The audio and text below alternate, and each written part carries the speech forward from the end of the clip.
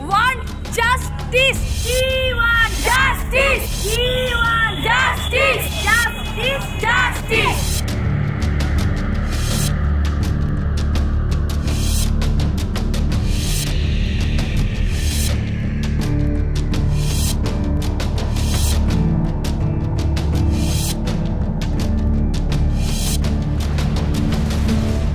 আপনি যে নিজে একা প্রতিবাদ করবেন এটা ভাবলেন কখন বা কোন সময় মনে হলো এবার রাস্তায় নামা উচিত? এখন আমাদের দেয়ালে পিঠ থেকে গেছে, তো এবারে আমাদের সাধারণ মানুষের এগোনোর সময় হয়েছে।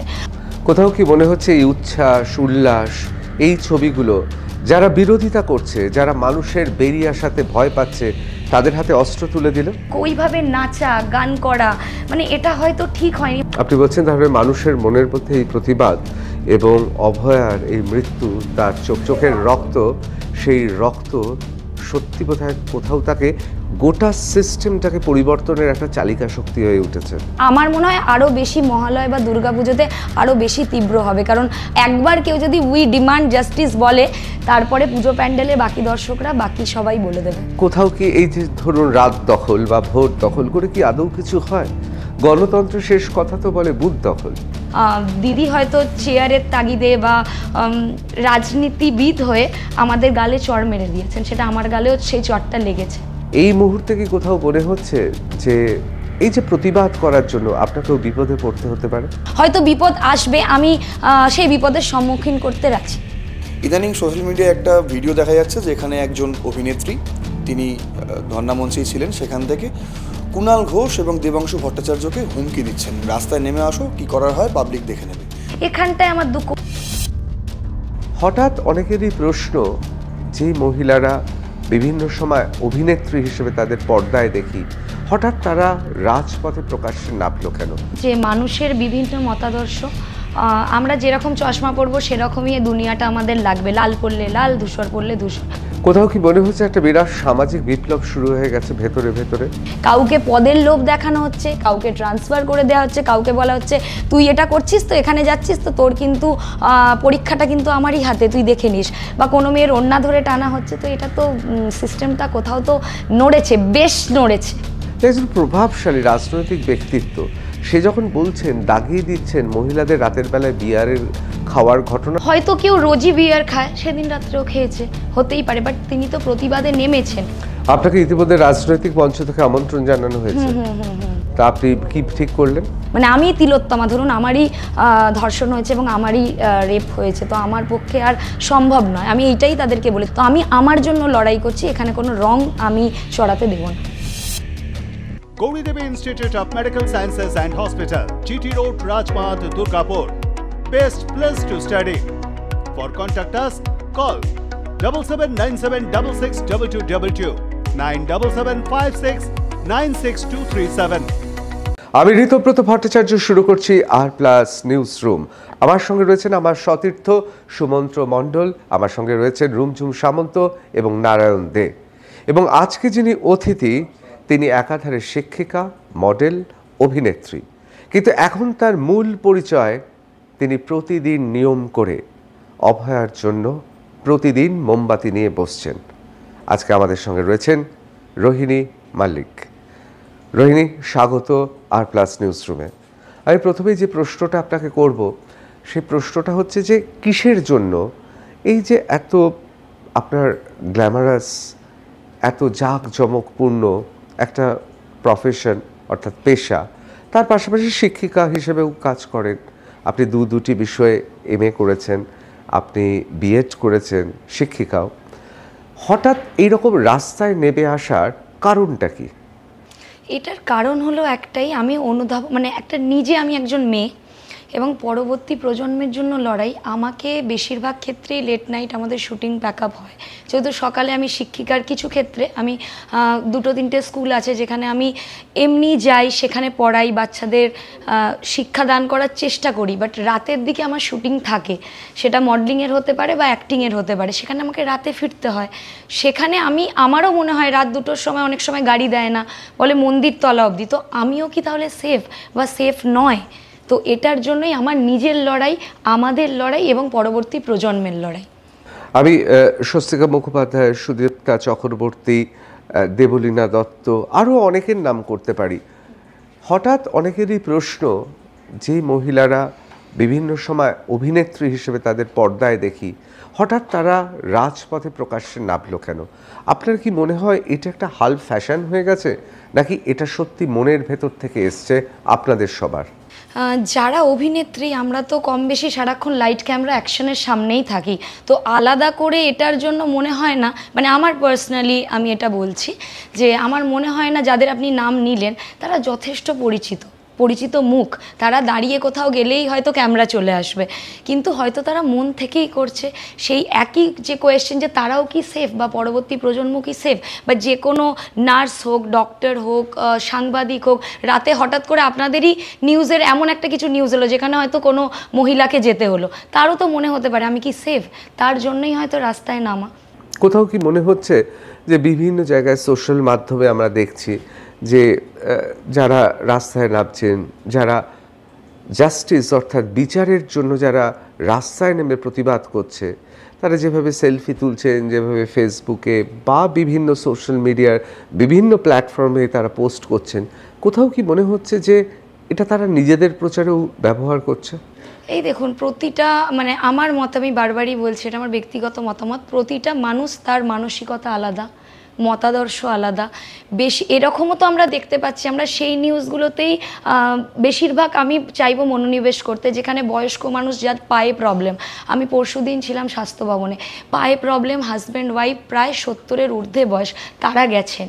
এবার কিছুজন আছেন যারা গিয়ে সেলফি তুলছেন, এবার সেদিকে কনসেন্ট্রেশন না করে আমরা এই সব মানুষের দিকে করব, মানে আমরা তো ভালোর দিকে, মানে আমরা তো আলোর পথে যাব, তো এই অন্ধকার এই ব্যাপারগুলো আমি চাই না। আর কিছু ক্ষেত্রে সেলফি বা এই লাইভটাকেও আমি বলবো যে যারা ফেসবুক লাইভ করছেন বা ইনস্টাগ্রাম লাইভ করছেন, এটাও একদিকে ভালো জিনিস, মানুষের প্রচার হচ্ছে। এর আগেও বহু মানে আমাদের ছোটোবেলায় 90s-এর যারা কিডস, এরকম হয়তো অনেক ঘটনা হতো, মানুষ জানতে পারতো না। আজকে এই চ্যানেল আমাদের বা এই ফেসবুক এর মাধ্যমে আরও অনেক মানুষ মানে মন থেকে জাগরিত হচ্ছেন বা বুঝতে পাচ্ছেন যে আজকে কি নতুন আপডেট আসছে। যারা খবরের চ্যানেল দেখতেন না, এরকম আমার অনেক বন্ধু বান্ধবরা যা ফ্যাশন ইন্ডাস্ট্রিতে ছিলেন, তারা আপনাদের চ্যানেল আপনার কখন শোটা হবে 9টা থেকে 10টা, মানে তারা বসে আছে আমাকে ফোন করছে যে আচ্ছা রোহিণী নতুন আপডেটটা কি।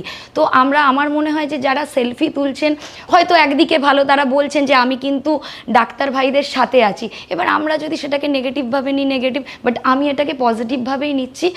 তবে হ্যাঁ, কিছু কিছু ক্ষেত্রে সত্যি অদ্ভুত লাগছে যখন তারা রিলস বানাচ্ছেন। আমার মনে হয় সেই রিলসের গানটা যদি উই ডিমান্ড জাস্টিস হয়, সেটা অনেক বেশি বেটার।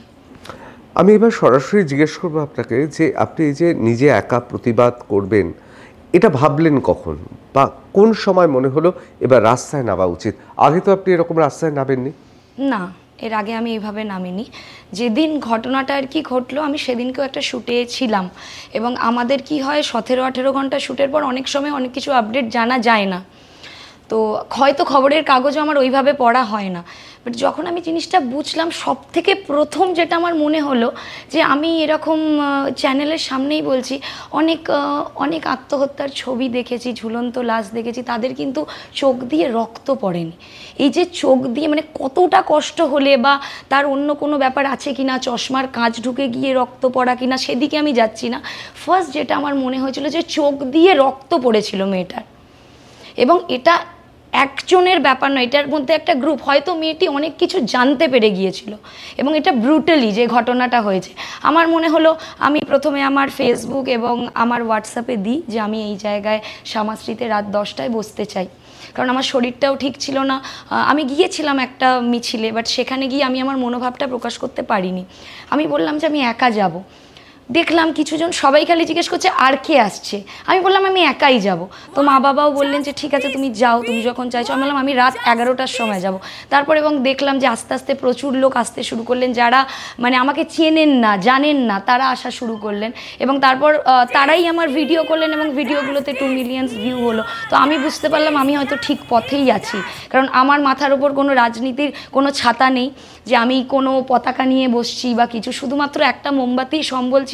কিন্তু আজকে আপনারা গেলে বুঝতে পারবেন ওই জায়গায় মানে হাজারো হাজারো মোমবাতি, 10টা থেকে 10:30 ওই শ্যামাশ্রীর মুখে আপনি দেখতে পাবেন। এই যে এই পুরো ঘটনাটা আপনি ঘটিয়ে চলেছেন, অবিরত ঘটিয়ে চলেছেন, সেখানে কোথাও কি মনে হচ্ছে বাধার সম্মুখীন হচ্ছেন? কোথাও কি ভয়, বা কোথাও কি মনে হচ্ছে যে কারোর রক্তচক্ষুর সামনে দাঁড়িয়ে আপনাকে এই প্রতিবাদটা করতে হচ্ছে? হ্যাঁ, অবশ্যই। যখন আমি ডে 1, 2, 3 এরকম শুরু করি, অনেকেই আসছেন, 1 ঘন্টা থাকছেন, চলে যাচ্ছে। যে মানুষগুলো আমার পাড়ার, মানে কোনোদিনও আমি তার সাথে হয়তো মুখে চিনি, হয়তো কথা বলিনি, তারা এসে বলছে তুই এটা কেন করছিস অকারণ, এটার সাথে যুক্ত আছে, ও ওটার সাথে। আমি শুধু বললাম আপনি যদি জানেন যে কে কে যুক্ত আছেন, তাহলে আপনি একটা লাইভ করুন না, আমার মনোবল ভাঙতে আসছেন কেন? এবং তখনই আমি ওই লড়াইয়ের ব্যাপারটা বলি যে যদি লিখতে না পারো বলো, বলতে না পারলে যারা একটা জিনিস করছে তাদের মনোবলটা অন্তত ভেঙে দিয়ে যান। এরকম সারাদিনে যদি 30 থেকে 40 জন আসে যারা আমার পাশে বসেন, সেরকম 50 থেকে 60 জন আসেন যারা আমার মনোবলটাকে ভেঙে দেওয়ার চেষ্টা করেন। এবং শুধু আমার নয়, যারা আসছেন তাদের কারোর টোটো ভেঙে দেওয়া, কারোর চায়ের দোকান ভেঙে দেওয়া, এবং গ্রুপ করে তাদের ওখানে একটা হরিজন বস্তি আছে, আমার আর এখন বলতে অসুবিধা নেই, তাদের সেখানে গিয়ে বলে আসা যে এই মেয়েটির পাশে বসা যাবে না, তোরা তো আমাদের 100 টাকার কাজ করিস, তাহলে ওই মেয়েটার পাশে গিয়ে কেন বলিস, মানে বসছিস? তো এরকম প্রতিদিন আসছে। এবং কিছু এই ধরনের কলও আমার কাছে এসেছে যে ম্যাডাম আমরা তো খবরের চ্যানেল থেকে আসছি, আপনি একটু এই নাম্বার গাড়িটাতে উঠে যান না। আমি বললাম আচ্ছা কোথা থেকে বলছেন? তারপরেই দেখি সেই নাম্বারেও আর পাওয়া যাচ্ছে না, বা কল করলে বলছে যে না। তো আমি জানি না এটা কী ব্যাপার। আমি শ্যামাশ্রী 26 নম্বর ওয়ার্ড, হাওড়া 1, এখানেই বসি, একদম পিপলস নার্সিংহোমের সামনে। কিছুজন যায় হঠাৎ করে বাইক নিয়ে, 8-10টা ছেলে, আমি রাস্তার মাঝখানে বসে আছি, চারিদিক থেকে আমাকে মানে ঘুরতে শুরু করে দেয়। মানে কিছুটা সময় আমারও ভয় লাগে, কারণ আমি রাত্রি 3টে, 3:30 সময় একা আসি, তখন আর কেউ থাকে না, কারণ যতক্ষণ মোমবাতিগুলো জ্বলে আমি মনে করি, আর কোথাও একটা আমার ফিল হয় তিলোত্তমা যেন আমার পাশে বসে আছে, সেখানে ভয়টা কম। কিন্তু কোথাও তো আমি মেয়ে, আমার একটু ভয় করে যখন আমি ফিরি বাড়ি। কিছুটা রাস্তা, হয়তো 5-7 মিনিটের রাস্তা, আমার বেশ ভয় লাগে। কিন্তু আবার হয়তো তিলোত্তমার জন্যই যে আমি আরেকটা তিলোত্তমা হব না, তো তাহলে সেটাই যদি হয় তাহলে আমাকে লড়ে যেতে হবে, এটা একটা মন থেকে আওয়াজ আসে, তো আমি লড়ে যাচ্ছি এইভাবে। আমি এবার একটু আপনার ব্যক্তিগত জীবনে আসি, যে আপনি তো পড়াশোনাটা বোধহয় চালিয়ে গেছেন অভিনয় এবং মডেলিংয়ের পাশাপাশি। তা একদিকে পড়াশোনা, অন্যদিকে মডেলিং, আবার শিক্ষকতা করা, বিএডও করেছেন। তা হঠাৎ এই দুটো, আমি একেবারেই বলবো না বিপরীত, কিন্তু দুটো পুরো আলাদা, মেরুর না হলেও অন্য ধারার, সেক্ষেত্রে হঠাৎ শিক্ষকতা করা, পড়াশোনা করা, আবার অভিনয় এবং মডেলিং, এটা মেলানো কী করে? প্রথমত ছোটোবেলা থেকেই মা বাবা শিখিয়েছিলেন যে তুমি যে জায়গাতেই যাও, তুমি যদি রাস্তায় দাঁড়িয়ে লিপস্টিকও বিক্রি করো 10 টাকার জিনিসকে 30 টাকায়, সেটাও তোমার ক্ষমতা দরকার, সেটা তোমার বলার ক্ষমতা দরকার। বলার ক্ষমতা, লেখার ক্ষমতা কখন আসবে? যখন তুমি জানতে পারবে। মা বাবা ছোটোবেলা থেকেই বলেছিলেন যে বই হলো তোমার সবচেয়ে প্রিয় বন্ধু। তো আমার বাড়িতে গিয়ে দেখবেন যত বড় না আমার ঘরে স্ক্রিন আছে, মানে টিভির, তত আমার বই আছে, আমি বই পড়তে খুব ভালোবাসি। আর এটা একটা ভগবান সুযোগ করে দিয়েছিল, যখন আমি লিড কাস্টিং পাই, মানে 2007-এ আমি পাস আউট কেদারনাথ ইনস্টিটিউশন থেকে মাধ্যমিক, তারপরে উচ্চ মাধ্যমিক এনডি কলেজ থেকে আমার গ্রাজুয়েশন, মাস্টার্স ক্যালকাটা ইউনিভার্সিটি থেকে, তারপর আমি বিএড করি সিকম ইঞ্জিনিয়ারিং কলেজ থেকে। এই মাঝখানে যখন আমি তবুমাদি খেলাঘর একটা সিরিয়ালে লিড ক্যারেক্টারের জন্য, মানে আমি একটা মানে প্যান্টালুন্সের একটা শ্যুট করতে করতে একজন ডিরেক্টর বলেন তুমি এসে তুমি দাও, মানে ইন্টারভিউ দাও বা অডিশন দাও, এবং আমি সিলেক্ট হই। ঠিক আমার পরীক্ষাটা শেষ হচ্ছে, আমি কাজটা পাই। 1.5 বছরের সিরিয়ালটা ঠিক সেটা শেষ হবে, এবং আবার আমার একটা পড়াশোনা শুরু। তো এই মাঝখানের গ্যাপটা আমাকে হয়তো ভগবানই করে দিয়েছে, তুমি পড়ো এবং তার সাথে সাথে কাজ। তো কাজের সাথে আমার পড়াশোনার কোনোদিনই ক্ল্যাশ হয়নি, হয়তো উল্টে আমার পড়াশোনাটা আমার কাজকে অনেক বেশি এগিয়ে দিয়েছে। আপনি তো বোধহয় এমএ করেছেন ইংরেজি সাহিত্যে, বাংলা সাহিত্যে, এবং সাইকোলজি নিয়ে আমি এখনও করছি, সেটা আমার এখনও কমপ্লিট হয়নি। হঠাৎ এতগুলো এমএ করার বাসনা কেন? আমার পড়াশোনা খুব ভালো লাগে, নতুন জিনিস, নতুন কিছু জানতে খুব ভালো লাগে। মানে কেউ যদি ধরুন আমার বাড়িতে এসে আমার মানে আরও ওয়াটারটা কেউ সারাচ্ছে, আমি সেটাও দেখি। আমার নতুন জিনিস ভালো লাগে। আমার মনে হয় যে এই ফেসবুক, চ্যাটিং, এগুলোর থেকে এই নতুন কিছু শেখা, প্রতিদিন নতুন একটা বন্ধু করা, এবং যার কাছ থেকে আমি শিখতে পারবো, সেটা অনেক বেশি গুরুত্বপূর্ণ, এবং সেটা আমার পরবর্তীকালে আমার অভিনয় জগৎ হোক বা যে কোনো জগতে অনেক বেশি কাজে দেয়। সেই জন্যই হয়তো এটা। তাহলে কি ধরে দেব যে 9ই আগস্টের পর থেকে জীবনে একটা বিরাট পরিবর্তন এলো? একদমই তাই, মানে রাত জাগা মানে আমার শুধু সিরিয়াল সিনেমা বা আমাদের পুজোর সময় কিছু ইনগ্রেশন থাকে তার জন্যই, বাট এইভাবে আমি একা একদিন আমি পুরো একা প্রায় 3:45 অবধি, তখন আমার মনে হচ্ছে যে ওই কয়েকটা কুকুর আছে, কয়েকটা মোমবাতি, আমি একটা একটা করে মোমবাতি জ্বালাচ্ছি, কারণ আমার কাছে 13টা মোমবাতি ছিল, আমার কাছে কেউ ছিল না। সো আমার এই যে রাত জাগার যে লড়াই, আমি বারবারই একটা কথা বলছি, হয়তো তিলোত্তমা আমার পাশে বসে থাকেন বা মা বাবার আশীর্বাদ বা আমি মন থেকে চাই যে দ্বিতীয় তিলোত্তমা যেন আর না হোক। কিন্তু কোথাও কি এই যে ধরুন রাত দখল বা ভোট দখল করে কি আদৌ কিছু হয়? গণতন্ত্রের শেষ কথা তো বলে বুথ দখল। হ্যাঁ, হয়তো আমাদের কাছে সেই চেয়ারটা নেই, বাট আজকে তো আমি আপনার সামনে বসে আছি এবং আপনার এই চ্যানেলে এই যে ভিউ, এত মানুষ আমাকে দেখতে পাচ্ছে, আমার কথাটা তো আমি পৌঁছে দিতে পারছি। 1 থেকেই 100 হয় এবং 100 থেকে মিলিয়ন্স, তো এটা তো আমার ভিডিওগুলোই সেটাই বলে দিয়েছে। তো হয়তো আমার কাছে চেয়ার নেই, হয়তো আমি কিছু সেইভাবে করতে পারছি না, বাট অনেকেই আসছে, আমি নিজের মধ্যেও একটা শক্তি আমি অনুধাবন করছি বা আমি বুঝতে পারছি যে হ্যাঁ আমিও লড়তে পারি। এটাও আমার রোহিণীর মধ্যে আরেকটা সত্তা ছিল, লড়াইয়ের সত্তা, যেটা হয়তো স্কুলে কলেজে বা অ্যাক্টিংয়ের জায়গায় আমাকে যতটা স্ক্রিপ্টেড দেওয়া হতো আমি ততটাই বলতাম, বাট এখন আমি যেটা বলছি সেটা রোহিণী বলছে, তো এটা একটা আলাদাভাবে ভালো লাগার বিষয়। জুনিয়র ডক্টরদের অনেকের মতো আপনিও সমর্থন করেছেন, আপনি নিজেও বলছিলেন স্বাস্থ্য ভবনে আপনি সেখানে গিয়েওছেন। তা কোথাও আপনার মনে হচ্ছে যে যেভাবে পুরো ঘটনাটা গতি প্রকৃতি যেদিকে যাচ্ছে সেখানে অনেকেই প্রশ্ন তুলছে অভয়ার বিচার কি হবে? প্রশ্ন তুলছে জুনিয়র ডক্টররা, তারা কি সত্যি মানুষের আবেগ নিয়ে খেলা করছে? তারা কি সত্যি শুধু নিজেদেরই দেখছে, নাকি সত্যি আপামোর গোটা বাংলা, এখন বাংলা কেন বলবো, ভারতবর্ষের বিভিন্ন অংশের মানুষ এবং পৃথিবীতে যেখানেই বাঙালি আছে তারা তাদের পাশে আছে? কিন্তু কোথাও কি মনে হচ্ছে জুনিয়র ডাক্তারে তাদের বৈঠক, তাদের উল্লাস কোথাও কটাক্ষের চোখে অনেকে দেখছেন? আপনি বিষয়টা কিভাবে দেখছেন? দেখুন, যেভাবে এই ডাক্তার ভাইরা বা দাদারা যারাই ছিলেন, আমরাও গেছি, আমিও ছিলাম তাদের সাথে, হয়তো সারা রাত থাকতে পারিনি, কিন্তু যেটা আমার এই 2 দিন আগে যে বৈঠকটা হলো এবং রাতে তারা যে উল্লাসটা করলেন, আমার পার্সোনালি মনে হলো যে এটা ঠিক হলো না। প্রথমত সরকারি বিষয়ে আমি যখন কথা বলবো, সরকারি জায়গায় বলবো। আজকে আমি যেমন আপনাদের নিউজ চ্যানেলে এসেছি, এটা নিশ্চয়ই আমি রাস্তায় বলবো না, আমি একটা নিউজ চ্যানেলে এসেছি।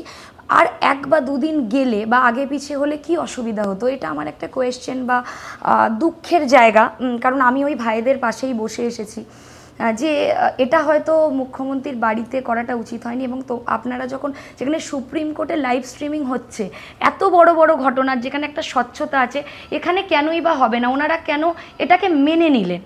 ডাক্তার ভাইরা যে 30 জন বা 40 জন ছিলেন কোড আনকোড, ওনারা গেলেন এবং আসার পরে ওনারা অদ্ভুতভাবে একটা উল্লাস করলেন, নাচ গান, মানে কেন? 3টে শব্দ পুরোপুরিভাবে আলাদা, একটা হলো পদত্যাগ, একটা হচ্ছে অপসারণ এবং একটা হচ্ছে প্রমোশন। মানে হঠাৎ করেই ওই সিপির বদল তাকে এবং গোয়েলকে একটা উচ্চ পদস্থ জায়গায় দেওয়া, তারা তাহলে কি ডাক্তার ভাইরা বুঝতে কোথায় তাদের অসুবিধা হলো? যে তাদের ব্রেন ওয়াশ করে দেওয়া হলো, আই ওয়াশ করা হলো, যে আচ্ছা তুমি বলছো তোমাকে এখান থেকে ওনাকে সরিয়ে দেওয়া হচ্ছে এবং তাকে আরও মানে ফ্লাওয়ার দিয়ে, ফেয়ার অয়েল দিয়ে তাকে আরও বেস্ট জায়গাটা দেওয়া হলো। তাহলে এটা কি একটা চড় মারা হলো না? আমি যে আজকে নিয়ে 37 দিন হবে আমি যে শ্যামাশ্রীতে বসছি, সারা রাত, এটা খুব কষ্ট, মানে কষ্ট। হয়তো এই লড়াইটা লড়ছি এই ভাইদের জন্য, পরবর্তী প্রজন্মের জন্য, এখানটায় আমার দুঃখ। ওইভাবে নাচা গান করা, মানে এটা হয়তো ঠিক হয়নি, হয়তো ওনারা ইমোশনালি বুঝতে পারেননি যে এইভাবে একটা ব্রেন ওয়াশ করে দেওয়া হলো। এটা তো গালে চড় মারা ছাড়া আর কিছু না, কারণ যিনি দিদি, যার কাছে চেয়ার আছেন, উনি যথেষ্ট চতুর একজন রাজনীতিবিদ, মানে মেনে নিলেন, কিন্তু মেনে নেওয়াটা তো মানে আরও খারাপভাবে মেনে নেওয়া হলো আমার মনে হলো। Gauri Devi Institute of Medical Sciences and Hospital, GT Road, Rajpath, Durgapur. Best place to study. For contact us, call 7797662222, 9775696237. কোথাও কি মনে হচ্ছিল বাংলা তো এই ধরনের রাজনৈতিক বা সামাজিক আন্দোলন দেখেনি, যেখানে কোনো রাজনীতির রং নেই, যেখানে রাজনীতিটা সমাজের সঙ্গে জড়িয়ে আছে এবং সেখানে জুনিয়র ডক্টররা তারাই কিন্তু তাদেরকে সামনে রেখেই গোটা বাংলার ভাবাবেগ এমনভাবে তৈরি হয়েছিল যে তাদের সঙ্গেই লড়াইটা হবে এবং এই লড়াইটা শেষ পর্যন্ত অভয়ার বিচার বা ইনসাফের লড়াই হবে। সেক্ষেত্রে কোথাও মনে হচ্ছে যে জুনিয়র ডক্টর তারা যেভাবে বৈঠক করছেন, লাইভ স্ট্রিমিং করলে হয়তো সাধারণ মানুষের একটা অংশগ্রহণ থাকতো, পার্টিসিপেশন থাকতো এবং তারাও হয়তো সেই লাইভ স্ট্রিমিংয়ে কমেন্ট করতে পারতেন, হয়তো গোটা বাংলা একসঙ্গে তাদের সঙ্গে থাকতে পারত। তাহলে কোথাও কি মনে হচ্ছে যে অনমনীয়তা রাখা উচিত ছিল, যে দৃঢ়তা রাখা উচিত ছিল, সেক্ষেত্রে জুনিয়র ডাক্তাররা রাখতে পারেনি? হয়তো মানে কোথাও একটা ওনারা ইমোশনালি কোনো একটা জায়গায় ভেঙে পড়েছেন বা ভুল সিদ্ধান্ত নিচ্ছেন। ওই লাইভ স্ট্রিমিংটা দরকার ছিল এবং এই যে রাতে ওনারা ফিরে উচ্ছ্বাস করলেন, নাচছেন, মানে এটা কেন? মানে যেখানে আমরা বলছি উৎসব আমরা করব, নিশ্চয়ই উৎসব করব, যেখানে একটা মনের মধ্যে দুঃখ অবশ্যই আছে যে তিলোত্তমা বা অভয়ার, সেখানে এতটা নাচ এতটা কিছু হয়তো দরকার ছিল না এবং সিদ্ধান্তগুলো নিতে কোথাও হয়তো আমার মনে হচ্ছে যে ভুল হচ্ছে। যে কেন যেখানে 5টা দাবি নিয়ে তারা গেলেন, বারবার অনড় যে আমরা লাইভ স্ট্রিমিং ছাড়া করবো না, হঠাৎ করেই ওনারা বেসরকারি জায়গায় গিয়ে বাড়ির মধ্যে গিয়ে একটা বৈঠক করলেন এবং তাদের মনে হলো যে সব দাবি মেনে নিয়েছেন দিদি, কিন্তু সেটা তো নয়। উনি একজন চতুর রাজনীতিবিদ, আমি আবারও রিপিট করছি, মানে গালে চড় মেরে দিলেন যে আরও বেটার জায়গায় তার প্রমোশনের জায়গা দিয়ে দিলেন। সেখানে কি হলো আমি ঠিক ব্যাপারটা বুঝলাম না। আমি জানি না ডাক্তার ভাইরা নিশ্চয়ই এগুলো নিয়ে বসবে। কিছুটা হলেও কি আশা হতো? হ্যাঁ, একটু তো দুঃখ আমার হয়েছে যে ওই নাচ গান এই ব্যাপারগুলো দেখে, কারণ ওনাদের ভালো ব্যাপারটা যত না তুলে ধরা হচ্ছে, এই যে নেচেছেন অদ্ভুতভাবে, মানে কেন নাচলেন, মানে এটা তো দরকার ছিল না আমার মনে হয়। তো অবশ্যই সেই জায়গাটায় খারাপ তো লাগছেই, কারণ আমি তো ওনাদের পক্ষেই, আমি অভয়ার পক্ষেই। আর এখন তো মানুষ কোনো রাজনীতির রঙে নেই, দুটো পক্ষে, একটা অভয়ার পক্ষে একটা অভয়ার বিপক্ষে। সো এটা হয়তো দরকার ছিল না, এই নাচ গান যেভাবে ওনারা ইনস্ট্রুমেন্ট বাজিয়ে রাত্রিবেলা এমন করলেন যেন 5 দফা দাবি মেনে নেওয়া হয়েছে, বাট সেটা একদমই না। প্রমোশন আমরা কাকে করি? যে তুমি খুব ভালো স্টুডেন্ট, তুমি মাধ্যমিক পাস করেছো, চলো তোমাকে এবার 11-এ ভর্তি করে দেওয়া হলো, তার জন্য তোমাকে ফ্লাওয়ার দিলাম, বা যে কোনো জায়গায় যেটা হয়। এখানে যিনি সমস্ত কিছুর সাথে মনে হচ্ছে যুক্ত, যার আমরা পদত্যাগের দাবি, মানে কোথাও একটা ওই অপসারণ, পদত্যাগ, প্রমোশন, এই 3টে কথাকে কোথাও হয়তো ডাক্তার ভাইরা গুলিয়ে ফেলেছেন। আমি জানি না কি অবস্থা, এটা আমার একেবারেই নিজের মতামত যে এতটা উচ্ছ্বাসের দরকার ছিল না, কারণ দিদি হয়তো চেয়ারের তাগিদে বা রাজনীতিবিদ হয়ে আমাদের গালে চড় মেরে দিয়েছেন, সেটা আমার গালেও সেই চড়টা লেগেছে। কোথাও কি মনে হচ্ছে এই উচ্ছ্বাস উল্লাস, এই ছবিগুলো যারা বিরোধিতা করছে, যারা মানুষের বেরিয়ে আসাতে ভয় পাচ্ছে, তাদের হাতে অস্ত্র তুলে দিল?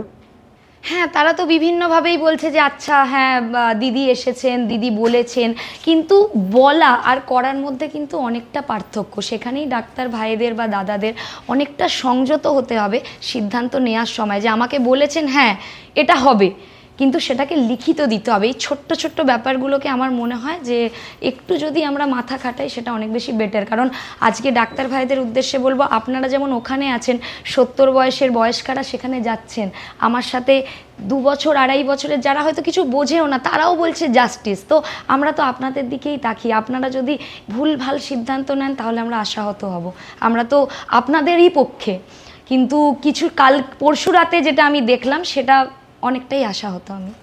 আমরা দেখলাম রাজ্যের ক্যাবিনেট মন্ত্রী তিনি হচ্ছে মহিলাদের যারা প্রতিবাদ করছে রাতে, তাদের প্রতি কুমন্তব্য করছেন, মেয়েরা রাতে প্রতিবাদের নাম করে বেরিয়ে নাকি বিয়ার খাচ্ছে। তো এই ব্যাপারটা আপনি কি চোখে দেখছেন? দেখুন, আমি এর আগেও বললাম যে মানুষের বিভিন্ন মতাদর্শ, আমরা যেরকম চশমা পরবো সেরকমই দুনিয়াটা আমাদের লাগবে, লাল পরলে লাল, ধূসর পরলে ধূসর। তো হয়তো কেউ রোজই বিয়ার খায়, সেদিন রাত্রেও খেয়েছে, হতেই পারে, বাট তিনি তো প্রতিবাদে নেমেছেন। এবারে এরকম বিচ্ছিন্ন কয়েকটা ঘটনা পাওয়া গেছে, যারা বাড়িতেই বলে হয়তো বেরিয়েছে যে আমি জাস্টিসে যাচ্ছি বলে, তারা হয়তো পার্ক স্ট্রিটে পার্টি করছে, সেই মানুষগুলো হয়তো আছে, কিন্তু তারা খুবই সামান্য, মানে 99% ভালো মানুষ, যারা রাতে, যেটা আমি আমার পাড়াতে হয়েছে, তারা যারা 10টা 10টার সময় যারা খান তারা 8:30টায় খেয়ে নিচ্ছেন, কারণ আমার ওয়াইফ রোহিণীর সাথে যাবে তিলোত্তমার লড়াই করতে। বা যে বাচ্চাটি রাত্রি 10টার সময় পড়তে বসবে, ও বলছে আন্টি আমি 6টার সময় পড়ে নিয়েছি, আমি কিন্তু 10টায় জাস্টিস করতে যাব। আমার মনে হয় সেদিকেই মনোনিবেশ করাটা অনেক বেশি বেটার। তবে হ্যাঁ, অনেকেই এরকম থাকেন যে এই জিনিসটা করছেন, সেটা তাদের ব্যক্তিগত ব্যাপার, কিন্তু এই যে লড়াইয়ের ময়দান, তারা আজকে তাদের পার্সোনাল লাইফ নিয়ে আমি বলতে চাই না, বাট এইগুলো তাদের পার্সোনাল লাইফ, এটা নিয়ে আমি কি বলবো, কিন্তু তারা যে আসছেন, যদি তারা 1 ঘন্টাও দেন তিলোত্তমার জন্য, সেটাও আমার কাছে অনেক মনে হয় অনেকটা ভালো। এবার তারপরে তারা পার্সোনাল লাইফে কোথায় যাচ্ছেন বা না যাচ্ছেন সেটা নিয়ে তো আমি কিছু বলতে পারবো না।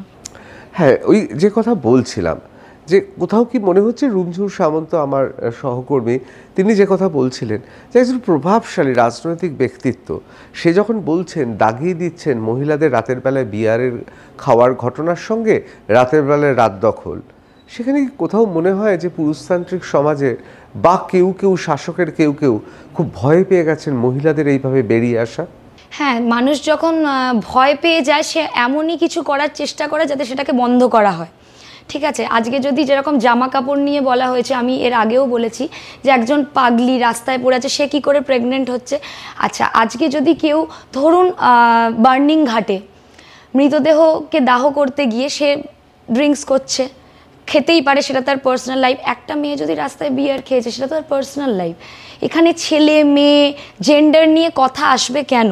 এবং এটাও একটা ব্যাপার যেটা নির্দেশিকাটাকে বলা হয়েছে যে 12টার পরে মেয়েরা আর কাজ করবে না, যদিও সেটা সুপ্রিম কোর্ট থেকে বলা হয়েছে যে এই লাইনটাকেই পুরোপুরিভাবে অপসারণ করতে। এটা একটা পুরুষতান্ত্রিক সমাজের হয়তো কোথাও চাপ, বা কোথাও মানুষ একটা ভয় পাচ্ছে, ভয় পেয়ে কীভাবে আটকাবে, এমন একটা কটূক্তি করবে বা এমন একটা মিথ্যাচার দেবে, হয়তো সে সেটা করেইনি। আমি রাত্রিবেলা যেখানে করি তার 2-3টে স্টপেজ পরে একটা মদের দোকান আছে, তার মানে কি আমি রাত্রিবেলা ওখান থেকে হয়তো মিনারেল ওয়াটার নিতে গেছি, তাহলে কি আমি মদ খেতে গেছি? তো এটা কোথাও একটা তাদের চাপ, আমার মনে হয় মেয়েদের আটকানোর জন্য তাদের চাপ পুরুষতান্ত্রিক সমাজের। এবং এই কিছু নেগেটিভ পুরুষতান্ত্রিক সমাজ মানে তো পুরো পুরুষতান্ত্রিক পুরুষ মানুষদেরই বলা হয়, সব মানুষ, তাদের তো অনেকেই আমাদের সাথে আছেন, অনেক মানে কি বলবো, অনেক মহিলাদের চেনেন না, তাদের গাড়ি করেও পৌঁছে দেন। তো এটা যে যার ভাবনা চিন্তা, তারা ভয় পেয়েছেন তাই জন্যই বলছেন আমার মনে হয়। কোথাও কি মনে হচ্ছে একটা বিরাট সামাজিক বিপ্লব শুরু হয়ে গেছে ভেতরে ভেতরে? একদম সামাজিক বিপ্লব শুরু হয়ে গেছে। মানুষ টিভি নর্মাল সিরিয়াল থেকে কোথাও একটা মানে খবরের চ্যানেলের দিকে আগ্রহী, এখন কি হচ্ছে। এবং আজকে যারা 1 মাস আগে মানে 7 দিন আগেও যারা বেরোয়নি, মনে হচ্ছিল অনেকটা দেরি হয়ে গেছে হয়তো যাব, তারাও এসে আমার বাড়ির সামনে বলছে যে তুই আজকে কখন যাবি রে, আমি তোর সাথে যাব। অবশ্যই এই বিপ্লব অনেক মানে একদম মানুষের ভিতর থেকে শুরু হয়ে গেছে, এটাকে তো আর থামানো সম্ভব নয়। মানুষ কথা বলতে শিখেছে এবং সেটা বিনা ডরে, এটা অনেক বড় ব্যাপার। কোথাও কি মনে হচ্ছে এবারকার উৎসবটা শোকের আবহ থাকবে, এবং এবারকার পুজোটা, জীবনে আমরা যতগুলো দুর্গাপুজো দেখে এসেছি, এবার অন্যরকম হতে চলেছে? তো আমার নিজেরও একটা ছোটোখাটো বুটিক আছে, সেখানে সেটাও আমার 7 বছরে পড়লো। তো প্রতি বছর পুজোয় যে কেনার মানে একটা মানুষের প্রবণতা থাকে, সেটা কমেছে। আমার পাশাপাশি যে ধরনের আমি মানে কি বলবো বিভিন্ন দোকান বা কোথাও সেখানে দেখছি যে, এবং কোন জিনিসগুলো বেশি বিক্রি হচ্ছে, উই ডিমান্ড জাস্টিস, বা যে গেঞ্জিতে অভয়া লেখা আছে সেটার মানে সেগুলোর অর্ডার আসা বেশি। তো সেখানে আমার মনেই হচ্ছে যে উৎসবের মতো হবে, কিন্তু অবশ্যই শোকের ছায়া থাকবে। যদি আজকে আমার দিদির হতো, তো আমার পক্ষে তো এই পুজোটা এনজয় করা সম্ভব হতো না। আজকে অভয়া হচ্ছে সবার দিদি, সবার বোন, তো সেটা তো আছেই। এবার কম বেশি আরেকটাও এর মধ্যে আছে যে তাহলে ব্যবসা বাণিজ্যগুলো চলবে কি করে। শুধু পুজোর 4 দিনের ওপর তো একটা পুরোপুরিভাবে ব্যবসা নির্ভর করে না, যেহেতু আমি নিজেও একটা ছোটোখাটো ব্যবসার সাথে জড়িত এবং আমার বাবারও একটা ছোটোখাটো ক্যাফেটেরিয়া আছে। তো সারা বছরের বিজনেস, কিন্তু মানুষের মনে সেই উৎসাহটা নেই যে মহালয়া আসছে, আমরা দিন গুনি 100 দিন, 99 ডেজ, 97, হ্যাঁ এবারে কতগুলো জামা হলো। এবার ফোনটা এলে আমরা গুড মর্নিংয়ের বদলে উই ডিমান্ড জাস্টিস, এবং রাত্রিবেলা শুভরাত্রির সাথে উই ডিমান্ড জাস্টিস। আচ্ছা কালকে কি করছিস? আগে আমরা বলতাম কি রে কোথায় স্পা করাতে যাবি, তুই কি কালার নিলি? এবারে আমরা যেহেতু ফ্যাশন ইন্ডাস্ট্রি থেকে, আমরা বলতাম যে হ্যাঁ রে কী কালার। এখন খালি বলছে আচ্ছা রোহিণী তাহলে কি আমরা ওই দিন সবাই ব্ল্যাক পরে আসবো? আমাদের চারিদিকের কথাবার্তা, সেটা 3 বছরের বাচ্চা থেকে 70 বছরের বয়স্কা, একই কথা যে আমরা জাস্টিস চাই, এবং পুরো উৎসবটা উৎসবের মতোই হবে। কিন্তু তার সাথে মা এসে হয়তো বিচার দেবেন, এবং মায়ের মায়ের মুখটা আমি যখনই ভাবছি না, মানে সেই যে হাসি মুখ, যে মা আসবেন, যেন মনে হচ্ছে মায়ের দুটো চোখ দিয়ে রক্ত পড়ছে। হয়তো তিলোত্তমাই আসবেন এবং আমরা চাই যে এই বিচারটা হোক, এটা বিচারটা হোক, মনে প্রাণে চাই। এবার তো মহালয়াতে ভোট দখলের ডাক দেওয়া হয়েছে, মনে হচ্ছে এবারে মহালয়াটা অন্যান্য মহালয়ার থেকে একেবারে আলাদা। একদম সেটাই আশা করা যাচ্ছে। অন্যান্য মহালয়ার থেকে এই যে অকাল বোধন আমরা যেটা বলি, তো সেটাই যদি হয় অনেক ভালো হয়। অনেকেই তো চেষ্টা করছে, বাট অনেককেই আটকানো হচ্ছে। কারোর চাকরি নিয়ে কাউকে খুব বাজেভাবে বলে, একটি মেয়ে রাস্তা দিয়ে যাচ্ছিল সন্ধ্যে 6টার সময়, দুটি ছেলে এসে, যদিও তাদের নাম বলতে পারবো না, না হলে নাম বলতে পারলে আমি তো ভয়হীনভাবেই বলতাম, তার ওড়না টেনে ধরা হচ্ছে, তুই কেন যাচ্ছিস মহালয়ের দিন। কিন্তু যেহেতু আমাদের মহালয় রাত 3:30-র সময় আমরা ওই জায়গাতে বলেছি সকলকে আসতে, এবং আমাদের আরও কিছু উদ্দেশ্য আছে যেগুলো আমরা করব, বা প্রোগ্রাম আছে যেগুলো করব। তুই কিন্তু গানটা গাইবি না, তুই কিন্তু আবৃত্তিটা করবি না, মানে এরকমও বলা হচ্ছে। তো জানি না কতদূর সাকসেস হবে। আমি তো থাকবো যেভাবেই হোক, আর বাকি সবাই থাকবে। একদম অন্যরকম মহালয়া হতে চলেছে। মানে পিতৃপক্ষের অবসান এবং দেবীপক্ষের সূচনা, এই সন্ধিক্ষণে এবার সত্যি পাড়ায় পাড়ায় যারা অন্য ধরনের মহালয়া করবে, মনে হচ্ছে তাদের মানে আসুরিক শক্তির সঙ্গে লড়াই করতে হবে। একদমই তাই। কিছু ক্লাব আছেন যারা টাকা ফেরত দিয়েছেন, বলেছে আমরা পুজোটা বুঝে নেব, তোমরা তিলোত্তমার বিচার দাও। এই যে টাকাটাই হোক 80 বা 85,000, এটা আমাদের প্রয়োজন নেই, আমরা আমাদের পুজোটা বুঝে নেব। তো সেখানে অনেক ক্ষেত্রেই যে এসেছে, আমার কাছেই খবর এসেছে, কেন গান চলবে না, কেন পুজোর এটা হবে না, এই জিনিস এখনও কেন প্যান্ডেল শুরু হলো না। অনেকে এরকম হয়েছে, আমারই এক দাদা, উনি আর কি সব ডেকোরেশনের কাজ করেন, এবং সেখানে থিমগুলো বদলে গেছে। যে থিম হওয়ার কথা ছিল সেগুলো পুরো অভয়ার থিম হয়েছে।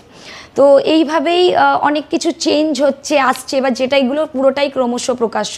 এবং এটাও হচ্ছে যে অনেকেই টাকা ফেরত দিচ্ছে, আবার কেউ কেউ এসে বলছেন যে যেটা থিম ছিল সেটাই হবে, এরকম হুমকিও কিন্তু দেওয়া হচ্ছে, যেটা এখনও অবধি খুবই দুঃখজনক ব্যাপার। যে গান চালাচ্ছিস না কেন, মাঝে মধ্যে তাদেরকে বক্স দিয়ে দেওয়া হচ্ছে যে তোরা গান চালা, মানে এই তো পুজো চলে এলো, এখনও কেন তোমরা পুজোতে মাতছো না, আমরা বক্স দিয়ে দিচ্ছি, তোমরা গান চালাও, এরকমও ব্যাপার হচ্ছে। আবার পজিটিভলি এই ব্যাপারটাও হচ্ছে, সামনেই একটি পুজো ছিল এবং সেটার বিসর্জন ছিল, তো আমি 3-4 জন আমরা হাতে গোনা বসেছিলাম, তো বাকি যাচ্ছিলেন 300-400 জন। তো আমার বাকি যারা ছিলেন ওনারা বললেন যে রোহিণী এখন চুপ করে যাও, আমাদের তো মাইক্রোফোন নেই, এই চলে যাক এনারা ডিজে বাজিয়ে, তারপরে আমরা করবো। আমি বললাম না, আমি এখনই করবো। সো আমরা উই ডিমান্ড জাস্টিস বলছি। ওনারা গান বন্ধ করে, ওনাদের ডিজের মানে নাচার গান বন্ধ করে ওনারা সবাই মিলে এলেন, প্রায় 400-500 জন, এবং দারুণ লাগলো। আমি সেটার ভিডিও করেছি, আমার গ্রুপে দেওয়া আছে।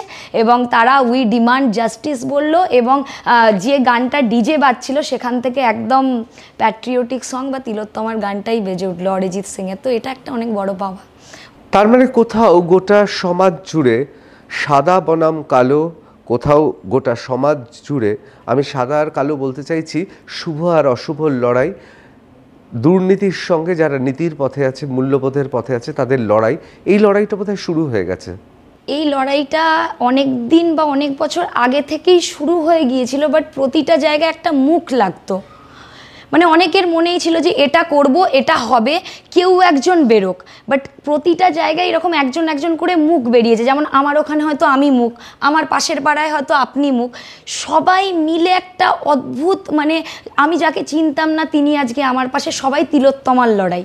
তো এই যে জানা না জানা, কেউ হয়তো না জেনেই এসেছে, তারপর সে সবটা জেনে গেছে। মানে আপনি চিন্তা করতে পারবেন না, তিনি হয়তো ভ্যান চালক, ওনাকে যখন আপনি এই মাইক্রোফোনটা দেবেন, উনি দেখবেন তিলোত্তমার ব্যাপারে অনেক কিছু জেনে গেছে।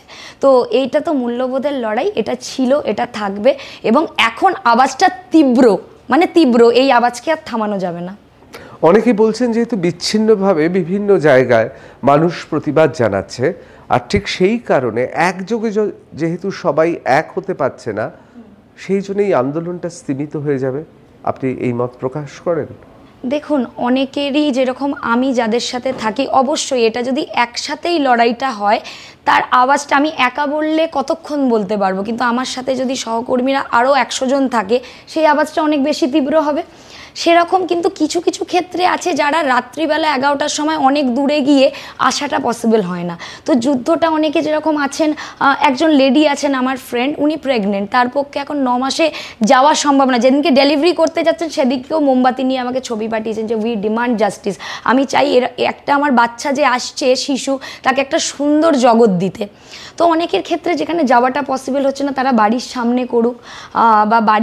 করুক বা বাড়ির কাছাকাছি জায়গা করুক, সেটাতে অসুবিধা নেই। বাট যারা যেতে পারছো সেটা একত্রিত হলে সেটা আরও অনেক বেশি ভালো হবে, অনেক বেশি বেটার হবে আমার মনে হয়।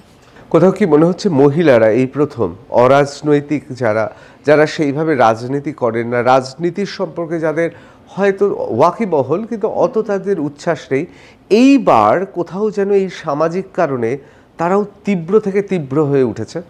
একদম, এটা আমি আগেই বললাম যে অনেকেই যারা সংবাদপত্র পড়তেন না তারা সংবাদপত্র পড়ছেন, মানে সব বাড়িতে তো পড়া হয় না, মানে যারা লোয়ার মিডল ক্লাস ফ্যামিলি থেকে, বা অনেক এটা নিজস্ব ইচ্ছা শক্তির ওপর ডিপেন্ড করে, কোনো ক্লাসের ওপর নয়, বা যারা খবরের চ্যানেল দেখতেন না, মানে তারা একটা কোথাও যেন ইন্টারেস্ট পেয়ে গেছেন যে এই লড়াইটা একার কারোর লড়াই নয়, না আমার লড়াই না তোমার লড়াই, আমাদের লড়াই, পরবর্তী প্রজন্মের লড়াই।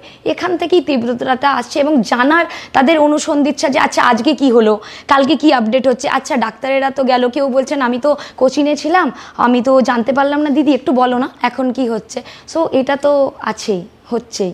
কোথাও কি মনে হচ্ছে আপনার যে এই লড়াইটা, পুজো আছে, তারপর কালী পুজো আছে, তারপর চলচ্চিত্র উৎসব আছে, ধীরে ধীরে হারিয়ে যেতে পারে? আমার মনে হয় না হারিয়ে যাবে, কারণ যে একটা মাস আমরা যদি দেখি, এর মধ্যেও গোপাল পুজো হয়েছে, এর মধ্যেও গণেশ পুজো হয়েছে, মুম্বাইতে হয়েছে, আমি নিজেও মুম্বাই মালাডে থাকি, তো সেখানে ওই পুজোর সাথে সাথে জাস্টিসটা কিন্তু ঠিক সমান তালে হয়েছে। সেরকম মহালয়তে আমার মনে হয় আরও বেশি, মহালয় বা দুর্গা পুজোতে আরও বেশি তীব্র হবে, কারণ বাকি আরও আন্দোলনকারীদের সাথে কথা হচ্ছে, তারা বলছে আমরা কোনো অশান্তি চাই না, বাট একবার কেউ যদি উই ডিমান্ড জাস্টিস বলে, তারপরে পুজো প্যান্ডেলে বাকি দর্শকরা বাকি সবাই বলে দেবে। আপনি বলছেন তাহলে মানুষের মনের মধ্যে এই প্রতিবাদ এবং অভয়ার এই মৃত্যু, তার চোখের জল বলবো না, বলবো চোখের রক্ত, সেই রক্ত সত্যি বোধহয় কোথাও তাকে গোটা সিস্টেমটাকে পরিবর্তনের একটা চালিকা শক্তি হয়ে উঠেছে। একদম, গোটা সিস্টেমটাই কোথাও হয়তো একটু হলেও নড়েছে বা বেশিভাবেই নড়েছে, তাই জন্য তারা ভয় পাচ্ছে বা ABCD অপশান ভাবছে যে এই লড়াইটাকে বন্ধ করতে গেলে এখানে কি করতে হবে, এই লড়াইটাকে বন্ধ করতে গেলে তাদের মানে অপশান সি বলতে হবে, যাতে কিনা আমাদের আন্দোলনকারীরা কেউ ভয় পেয়ে যায়।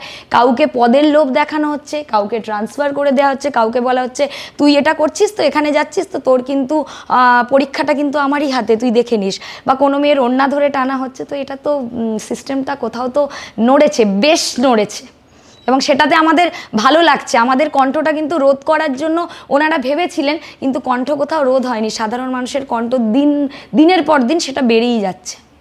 এই লড়াইটা আমরা দেখেছিলাম মাঠ থেকে তো শুরু হয়েছে, এই পথের প্রান্ত থেকে তো শুরু হয়েছে, কিন্তু সোশ্যাল মিডিয়াতেও সমানভাবে রয়েছে।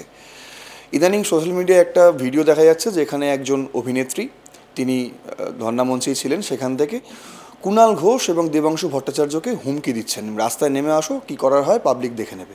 তারপর সেই পোস্টটাকে নিয়ে শেয়ার করে আরও মানে কি বলবো অরুচিকর মন্তব্য কুণাল ঘোষের তরফ থেকেও এসছে, দেবাংশু ভট্টাচার্যের তরফ থেকেও এসছে।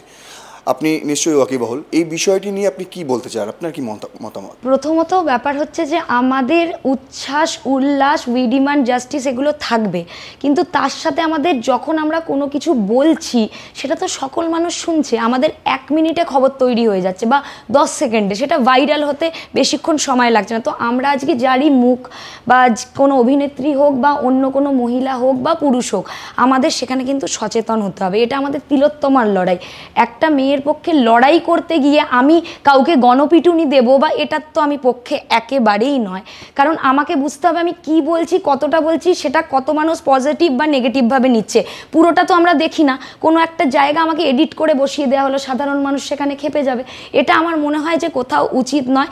আর এইগুলো দেখুন, অপোজিট পার্টি সবসময় চাইবে যে তার অন্যজন অপোজিট পার্টির কোনটা মাইনাস পয়েন্ট সেটা নিয়ে আমি খবর বানাবো বা সেটা নিয়ে আমি টিআরপি নেব, অনেকেই টিআরপি নিয়ে বেরিয়ে যাচ্ছে। এখানে সচেতন হতে হবে। এবং আরেকটাও জিনিস আমি বারবার করেই বলবো যে এই এমন কিছু, এই যে কুণাল ঘোষ বলছেন বা দেবাংশু বাবুর কথা বলছেন, এনারা এমন কিছু মন্তব্য করছেন মানে নিজেরই মনে হচ্ছে যে উত্তেজিত হয়ে আমি কিছু বলে দিই, কিন্তু এই জায়গাতেই খুব মাথা ঠান্ডা রাখতে হবে। ওনারা বলছেন যে কেন বেরোবে, কি দরকার মেয়েদের, মানে এটা কি কথা যে কি দরকার? আপনার বাড়ির মেয়ের সাথে যদি এটা হতো তাহলে কি দেবাংশুবাবু এটা বলতেন যে কি দরকার? তো এখানেই আমি বলবো, দুটো পক্ষকেই বলবো যে আজকে আমরা তিলোত্তমার লড়াই করছি, আমরা ঝামেলা, অশান্তি, অরাজকতা এটা কিন্তু চাই না। এবং যারা মুখ, তারা যে কথাটা বলছি তার প্রমাণ থাকতে হবে এবং কি বলছি এটা থেকে কি হতে পারে সেটা থাকতে হবে। আমি একটা উত্তেজিত হয়ে কিছু একটা মন্তব্য করে দিলাম, সেটা ঠিক নয়। Gauri Devi Institute of Medical Sciences and Hospital, GT Road, Rajpath, Durgapur. Best place to study. For contact us, call 7797662222 97756962337. Rohini, আমরা একেবারে শেষ পর্বের দিকে চলে এসেছি। আমি আপনার কাছে আপনার বিশেষ করে যে কেরিয়ার রয়েছে, শিক্ষকতা থেকে শুরু করে মডেলিং, অভিনয়, এই মুহূর্তে কি কোথাও মনে হচ্ছে যে এই যে প্রতিবাদ করার জন্য আপনাকেও বিপদে পড়তে হতে পারে? বিপদে পড়তে হতে পারে, সেটা তো ফিউচারের ব্যাপার। এই মুহূর্তে যাতে আমি বিপদে আমার সহকর্মীরা না পড়ে তার জন্যই আমার এই লড়াই, যে আমি আর অপেক্ষা করতে পারবো না যে সেকেন্ড একজন তিলোত্তমা আসুক বা আমি সেকেন্ড তিলোত্তমা হই। তার জন্য বিপদ আসবে, কিন্তু আমার মনে হয় যে এই বিপদটাকে আমি যত বেশি, একটা সময় হয় না এখন আমাদের দেয়ালে পিঠ থেকে গেছে, তো এবারে আমাদের সাধারণ মানুষের এগোনোর সময় হয়েছে। হয়তো বিপদ আসবে, আমি সেই বিপদের সম্মুখীন করতে রাজি। মানে সেক্ষেত্রে ভীত নয়? না, ভীত নয়। ভীত হলে এইভাবে 3:30 4টে অবধি আমি একা তো বসে থাকতাম। কিন্তু কাজের ক্ষেত্রে অসুবিধা হওয়ার সম্ভাবনা আছে? কাজের ক্ষেত্রে হয়তো আছে। এবারে আমার তো কাজের জায়গাটা 2-3টে জায়গা, সেটা আমি ডাল ভাত রুটি কোনো না কোনো জায়গা থেকে ম্যানেজ করে নেবো, বাট তিলোত্তমার লড়াইটা চলবে। অনেকে বলেন অভিনয়ের ক্ষেত্রে বা মডেলিংয়ের ক্ষেত্রে নানা ধরনের সমঝোতা করতে হয়। এই সমঝোতা কি আপনাকেও করতে হয়েছে? দেখুন, আমি বারবারই বলছি যে আমি যে জায়গা থেকে বিলং করি, আমি কোয়ালিটিতে বিশ্বাস করি, কোয়ান্টিটিতে নয়। হয়তো আমি বছরে 4টে অ্যাড করলাম, সেই অ্যাডটা যেন লোকে দেখে, হোর্ডিং যেন চারিদিকে পড়ে। আমি 400টা কাজ করছি, আমায় কাজ দাও বলে, সেই কাজে আমি বিশ্বাসী নয়। হ্যাঁ, এগুলো ব্যাপার হচ্ছে কি হয়, আমার সাথেও হয়েছে, সেই কাজগুলো আমি করিনি। মানে কলকাতার বড় বড় প্রোডাকশন হাউসে আমার সেই কাজ, আমি নাম নিতে পারছি না সিনেমার, তার পার্ট 2 আমার মানে ছবি রিলিজ বলতে পেপারে হোর্ডিং এগুলো বেরিয়ে গেছে, মানে ফটোশ্যুট হয়ে গেছে, কিন্তু তারপরে বলা হয় যে না, তুমি ঠিক কথা বলো না রাতে, তুমি ঠিক আমার মেসেজের অ্যান্সার করো না।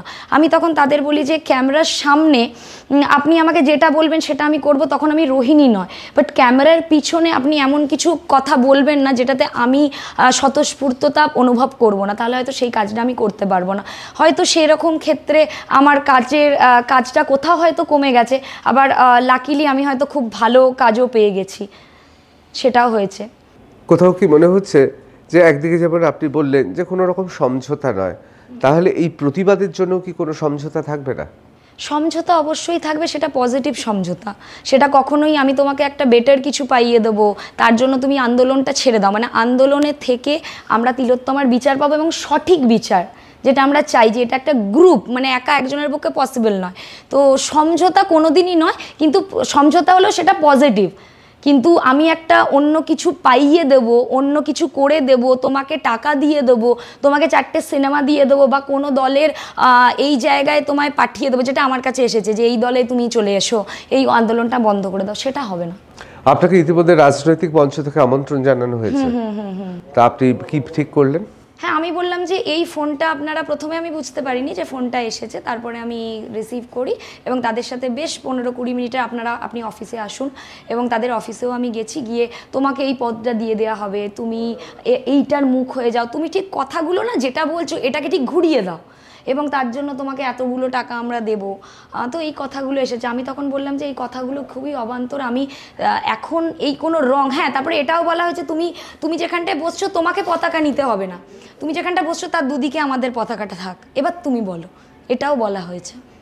একদিন হঠাৎ করেই দেখলাম অনেক কোল্ড ড্রিঙ্কস, অনেক খাবার দাবার চলে এলো তাদের দল থেকে। আমি একেবারেই তাদেরকে বললাম যে আপনি ভুল জায়গায় ফোন করেছেন। মানে আমি তিলোত্তমা, ধরুন আমারই ধর্ষণ হয়েছে এবং আমারই রেপ হয়েছে, তো আমার পক্ষে আর সম্ভব নয়। আমি এইটাই তাদেরকে বলেছি, ধরুন আমি তিলোত্তমা, তো আমি আমার জন্য লড়াই করছি, এখানে কোনো রং আমি চড়াতে দেব না। অসংখ্য ধন্যবাদ রোহিণী এতক্ষণ আমাদের সময় দেওয়ার জন্য। আমরা কথা বলছিলাম রোহিণী মালিকের সঙ্গে। খুব স্পষ্ট ভাষায় তিনি বলছেন আমি আবার সুকান্ত ভট্টাচার্যের কবিতা বিপ্লব স্পন্দিত বুকে পরের শব্দ একটু পরিবর্তন করছি, নিজেকেই যেন মনে হয় বিপ্লবী। ঠিক সেই রকম এখন বোধহয় গোটা বাংলা জুড়ে মহিলারা তারা বোধহয় এই বিপ্লব স্পন্দিত বুকে মনে করছেন তারাই অভয়া, তারাই তিলোত্তমা। রোহিণীর মতো এরকম আরও অনেকে রয়েছেন যারা প্রতিনিয়ত লড়ে যাচ্ছেন। সবার খবর বা সবাইকে নিয়ে আসা সম্ভব নয়, কিন্তু এটা স্পষ্ট বোঝা যাচ্ছে এবার পুজোর আবহে দেবীপক্ষের সূচনার সঙ্গে সঙ্গে সূচনা হয়ে যাবে আরও একটা লড়াই, এবং সেই লড়াইটা বোধহয় দীর্ঘমেয়াদী। কোন দিকে এগোবে সেটা অবশ্য সময়ই বলে দেবে।